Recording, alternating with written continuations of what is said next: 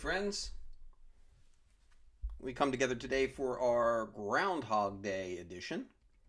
So hopefully, for some of us, maybe this will entail our annual watching of the movie Groundhog Day.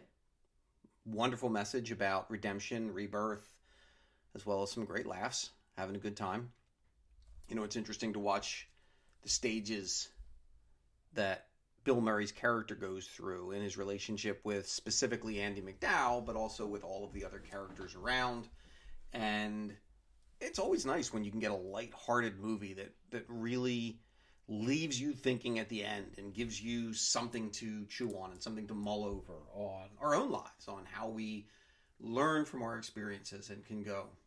So today is an interesting day because I'm really not completed anything that I'm reading, so it's going to be sort of an in-between on certain books and an anticipation of maybe what'll come next week, because I just had 2 books come into the library. So I am going to continue with some poetry today, and then I will also be talking about tomorrow, which I am about a third to maybe halfway through. I'm listening to that on Audible. I tend to have 2 things going at once, something I'm reading and then something I'm listening to on Audible. So I've been reading a lot of poetry, so I'll share some of that with you. But first, as we enter February, I thought I would share with you from Ryan Holiday's The Daily Stoic. These are daily meditations on wisdom, perseverance, and the art of living. And they come from various Stoic philosophers such as Seneca, Epictetus, and Marcus Aurelius. So today is for the hot-headed man or woman. Keep this thought handy when you feel a fit of rage coming on. It isn't manly to be enraged. Rather, gentleness and civility are more human and therefore manlier. A real man doesn't give way to anger and discontent, and such a person has strength, courage, and endurance. Unlike the angry and complaining, the nearer a man comes to a calm mind, the closer he is to strength. Marcus Aurelius from Meditations. Why do athletes talk trash to each other? Why do they deliberately say offensive and nasty things to their competitors when the refs aren't looking? Why to provoke a reaction? Distracting and angering opponents is an easy way to knock them off their game. Try to remember that when you find yourself getting mad, anger is not impressive or tough. It's a mistake. It's weakness. Depending on what you're doing, it might even be a trap that someone laid for you. Fans and opponents called boxer Joe Louis the ring robot because he was utterly unemotional. His cold, calm demeanor was far more terrorizing than any crazed look or emotional outburst could have been. Strength is the ability to maintain a hold of oneself. It's being the person who never gets mad, who cannot be rattled, because they are in control of their passions, rather than controlled by their passions. And it's an important thing to remember, that idea of not suggesting not being emotional, but when we give in to our rage and our anger, what we really start to feel is this sense of this sense of a lack of control. And if I'm in a debate with somebody and they start getting me angry and emotional, I'll start making mistakes. I'm going to start to say things out of anger instead of out of logic. And if that person can sit calmly and debate what I'm saying, if there's anybody viewing this discussion, they look like the winner because they've been able to keep composure and show that control. You know, and it's not an easy thing to do. You know, it's one of the things that I find meditation has helped me with, to remove myself from a situation, and to, going back to a term I try to use frequently, to teach myself that I can respond in a situation, but I don't have to react in a situation. And that's an important thing. And you do see it. You see it on the sports field when players get angry and they start making mistakes and taking cheap shots. You know, and anybody who's played a sport or watched a sport or been involved in a sport knows that expression, that it's usually the second foul or the second shot that attracts the referee's attention. So that one player can goad that other player into coming at him, and that's the second one is the one that gets the attention oftentimes and the one that's penalized. So it's that importance of how do I maintain this composure in myself so that I can remain controlled in even the most heated situations. And it takes practice. It's something that we have to test ourselves with, and sometimes it's something that we have to step back in a situation, especially if it's with a friend or a relative or a loved one, and maybe honestly to say, can we talk about this in a little while? Can we talk about this in a half hour? I just don't feel emotionally ready to have this discussion right now. Let me get a sense of my feelings, and then we can bring this to where we can have a discussion.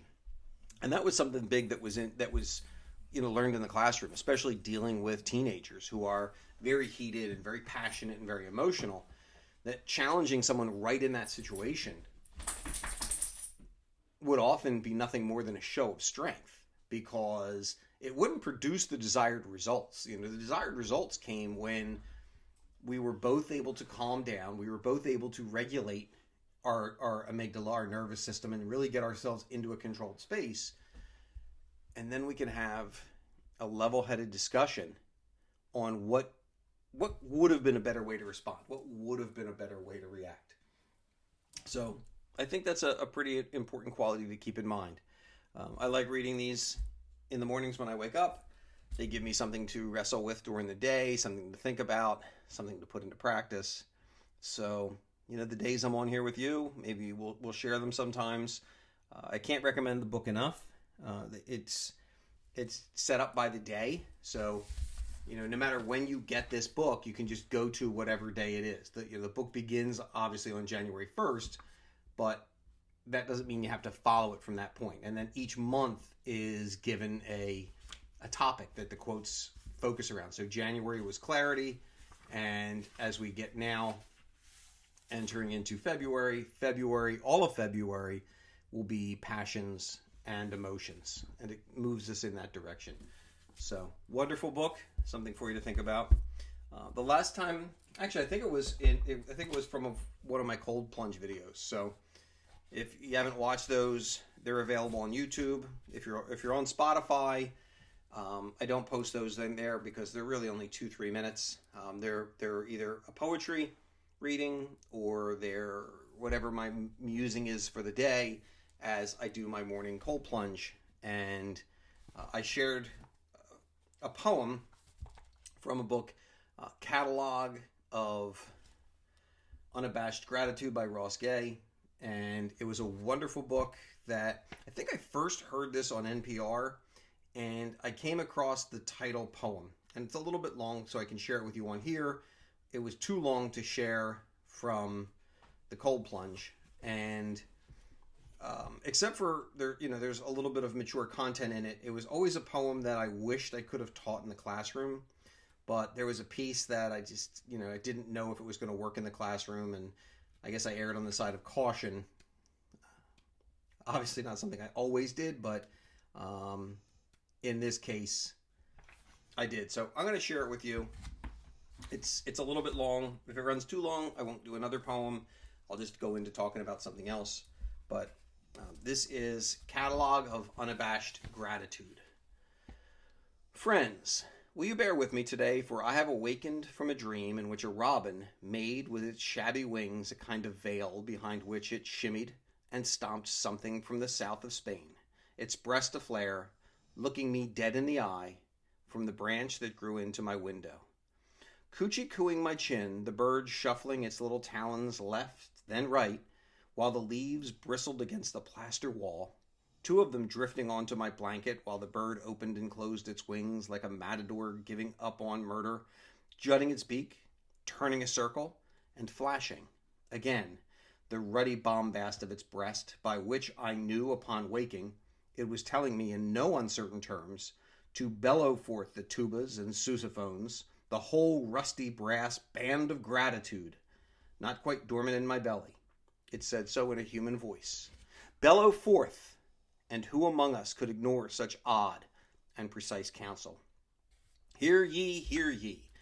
I am here to holler that I have hauled tons, and by which I don't mean lots, I mean tons of cow shit, and stood ankle deep in swales of maggots swirling the spent beer grains the brewery man was good enough to dump off holding his nose, for they smell very bad. But make the compost writhe giddy and lick its lips, twirling dung with my pitchfork again and again with hundreds and hundreds of other people. We dreamt an orchard this way, furrowing our brows and hauling our wheelbarrows and sweating through our shirts. And less than a year later, there was a party at which trees were sunk into well-fed earth, one of which, a Liberty apple, after being watered in, was tampered by a baby barefoot with a bow hanging in her hair, biting her lip in her joyous work. And friends, this is the realest place I know. It makes me squirm like a worm. I am so grateful. You could ride your bike there, or roller skate, or catch the bus. There is a fence and a gate twisted by hand. There is a fig tree taller than you in Indiana. It will make you gasp. It might make you want to stay alive even. Thank you. And thank you. And not taking my pal when the engine of his mind dragged him to swig fistfuls of Xanax and a bottle or two of booze. And thank you for taking my father a few years after his own father went down. Thank you, Mercy. Mercy, thank you for not smoking meth with your mother. Oh, thank you for leaving and for coming back.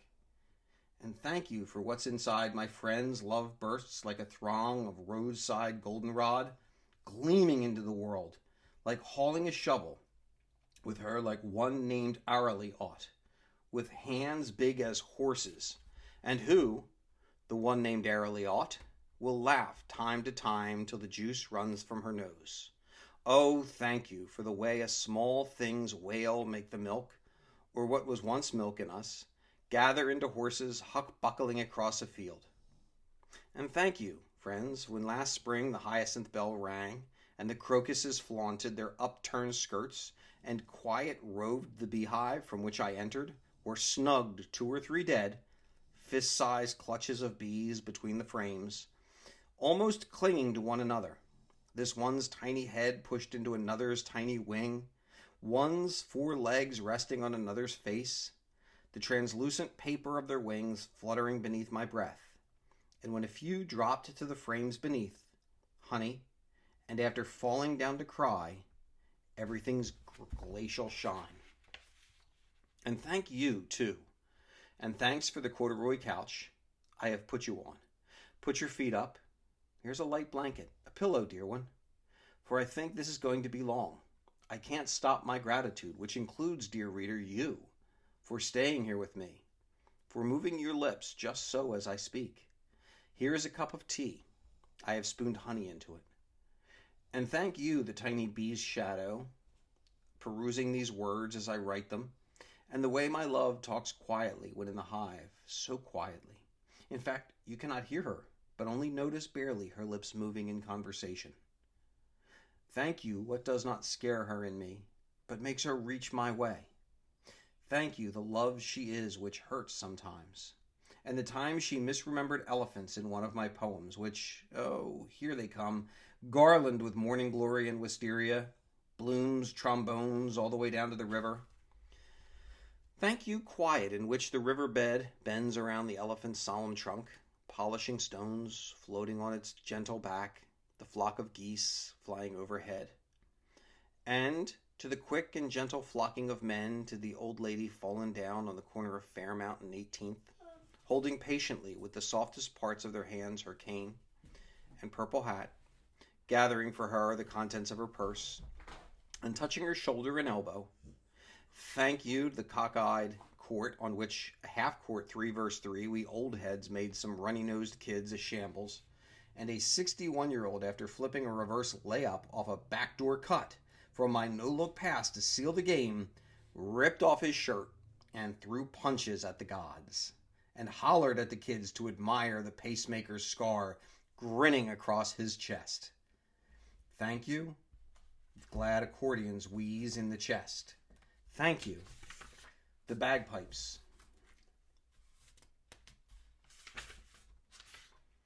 Thank you to the woman barefoot in a gaudy dress for stopping her car in the middle of the road and the tractor trailer behind her and the van behind it, whisking a turtle off the road. Thank you, God of gaudy. Thank you, paisley panties. Thank the organ up my dress. Thank you, the sheer dress you wore kneeling in my dream at the creek's edge, and the light swimming through it, the koi kissing halos in the glassy air, the room in my mind with the blinds drawn, where we nearly injure each other crawling into the shawl of the other's body. Thank you for saying it plain. Fuck each other dumb. And you again, you, for the true kindness it has been for you to remain awake, with me, like this, nodding time to time, and making that noise which I take to mean, yes, or I understand, or please go on, but not too long, or why are you spitting so much, or easy tiger, hands to yourself. I am excitable. I'm sorry. I'm grateful. I just want us to be friends forever. Take this bowl of blackberries from the garden. The sun has made them warm. I picked them just for you. I promise I will try to stay on my side of the couch. And thank you, the baggie of dreadlocks I found in a drawer while washing and folding the clothes of our murdered friend. The photo in which his arms slung around the sign to the Trail of Silences. Thank you, the way before he died, he held his hands open to us. For coming back in a waft of incense, or in the shape of a boy in another city, looking from between his mother's legs, or disappearing into the stacks after brushing by. For moseying back in dreams where seeing us lost and scared, he put his hands on our shoulders and pointed us to the temple across town. And thank you to the man all night long, hosing a mist of his early bloomed peach tree so that the hard frost not waste the crop, the ice in his beard, and the ghosts lifting from him when the warming sun told him sleep now. Thank you, the ancestor who loved you before she knew you, by smuggling seeds into her braid for the long journey, who loved you before he knew you by putting a walnut tree in the ground, who loved you before she knew you by not slaughtering the land. Thank you, who did not bulldoze the ancient grove of dates and olives, who sailed his keys into the ocean and walked softly home, who did not fire, who did not plunge the head into the toilet, who said, "Stop, don't do that," who lifted some broken someone up, who volunteered the way a plant birthed of the reseeding plant is called a volunteer, like the plum tree that marched beside the raised bed in my garden, like the arugula that marched itself between the blueberries, nary a bayonet, nary an army, nary a nation.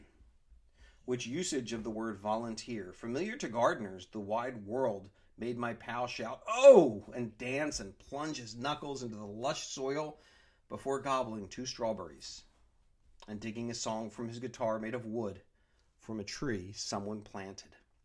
Thank you. Thank you, Zinnia and Gooseberry, Rudbecky and Pawpaw, Ashmead's Kernel, Coxcomb and Scarlet Runner, Feverfew and Lemon Balm. Thank you, Knitbone and Sweetgrass and Sunchoke and False Indigo, whose petals stammered apart by bumblebees. Good Lord, please give me a minute. And Moonglow and Catkin and Crookneck and Painted Tongue and Seed Pod and Johnny Jump Up. Thank you. What in us ratchets glad, what glad ratchets us. And thank you, too, this knucklehead heart, this pelican heart, this gap-toothed heart, flinging open its gaudy maw to the sky. Oh clumsy, oh bumblefucked, oh giddy, oh dumbstruck, oh rickshaw, oh goat twisting its head at me from my perch tree's highest branch. Balanced impossibly gobbling the last fruit, its tongue working like an engine, a lone sweet drop tumbling by some miracle into my mouth like the smell of someone I've loved. Heart like an elephant screaming at the bones of its dead.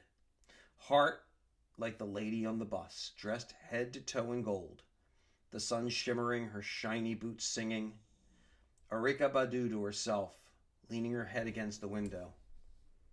And thank you the way my father one time came back in a dream by plucking the 2 cables beneath my chin like a bass fiddle's strings and played me until I woke singing. No kidding, singing, smiling. Thank you. Thank you.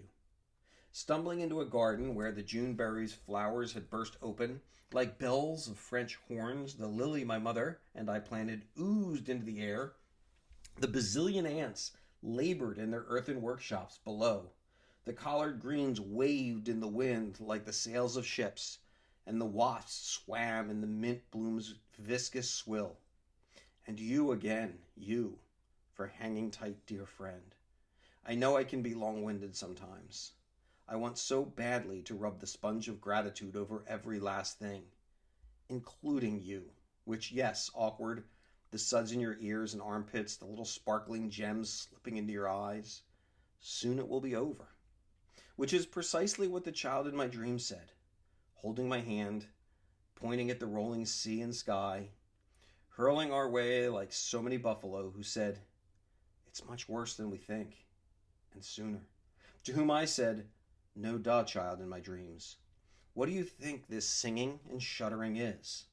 What this screeching and reaching and dancing and crying is, other than loving? What every second goes away.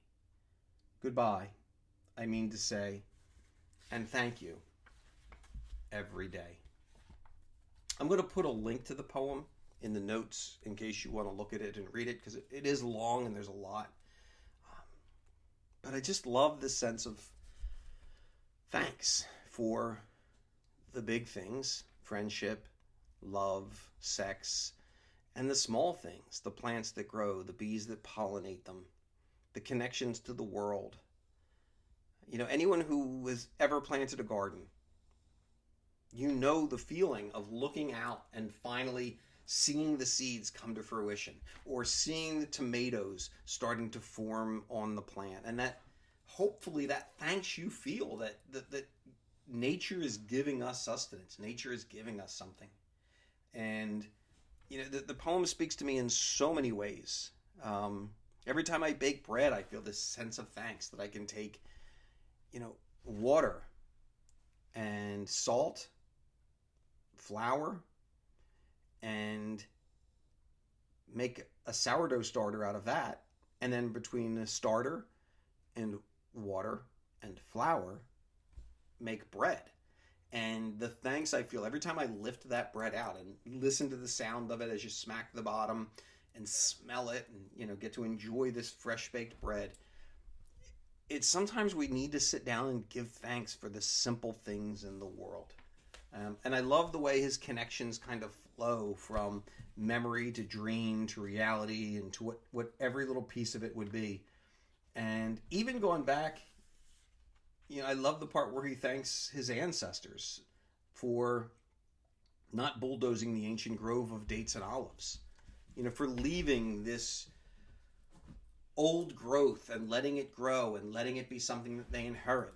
You know, I don't know about where you all live, but you know, where I am, I see lot after lot after lot being plowed over and houses being squeezed on to fit on. And anytime I see somebody who maintains some open space, there's a lot of thanks for that beauty and that open space. And, you know, still having the ability to walk my dog in the morning and see a fox run across the road, or being in my car and seeing a coyote scooch. You know, and just seeing that there's still places for this wildness to exist in this very, very civilized world. So I'll also put a link up for the collection of poetry. It's a beautiful collection. It's short. It's pretty easy to read. So right now I'm reading that. The other one I'm reading, which is just absolutely beautiful, is Time is a Mother by Ocean Vuong. This is his most recent collection of poetry. I just checked out Night Sky with Exit Wounds from the library, which is his first collection. This is a book that really talks about grief. He's looking at the loss of his mother, his connection to being Vietnamese but growing up in the United States. And, you know, I'm not going to read because that was a really, really long poem, but I'm just going to read a passage of one because there's a line in it that I absolutely adore. Beautiful short loser. Stand back. I'm a loser on a winning streak. I got your wedding dress on backward playing air guitar in these streets. I taste my mouth the most, and what a blessing. The most normal things are for my shoulders. You've been warned. Where I'm from, it's only midnight for a second, and the trees look like grandfathers laughing in the rain. For as long as I can remember, I've had a preference for mediocre bodies, including this one. How come the past tense is always longer? Is the memory of a song the shadow of a sound? Or is that too much? Sometimes when I can't sleep, I imagine Van Gogh singing Leonard Cohen's Hallelujah into his cut ear and feeling peace. I love the musical, and there's more to the poem, but I love the musical reference at the end of that. I love the line, is the memory of a song the shadow of a sound, or is that too much? Just mixing that auditory with that visual, that sense of our memory, our shadow being our past, and that memory of a song and what we do with it. Is it like looking at the shadow as opposed to the real song? And Van Gogh singing Leonard Cohen's Hallelujah is quite a sound. Those, if any of you tuning in are former students, you will know that I frequently make comment about when I would grade AP essays, and we used to grade on a 6 scale. AP's now gone to a 9 scale, but in my heart, it's always that 6 scale, and that 6 was that magical essay.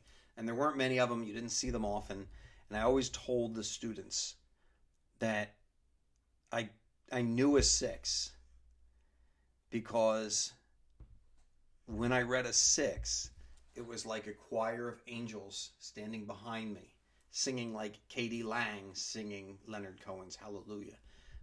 And I can put a link up for that too. It's a beautiful version. But, Hallelujah is so interesting because it's such a tragic song if you listen to the lyrics, and it's such a beautifully sung song by so many different people. So that's been my poetry kick, and it's kind of been fun. If you follow the Mindful Classroom on YouTube, I frequently, probably 3 out of 7 days or 4 out of 7 days, when I do my cold plunge, I'll just for a minute and a half read a poem, no commentary, just share a poem with you. I think the last poem I shared was a Mary Oliver, Don't Hesitate. So that's kind of where I am in my reading right now. Like I said, I'm on poetry. I will say next week, hopefully, I just got notification from the library that a book, 100 Things We've Lost Due to the Internet, is a collection of essays, is at the Cape May Library.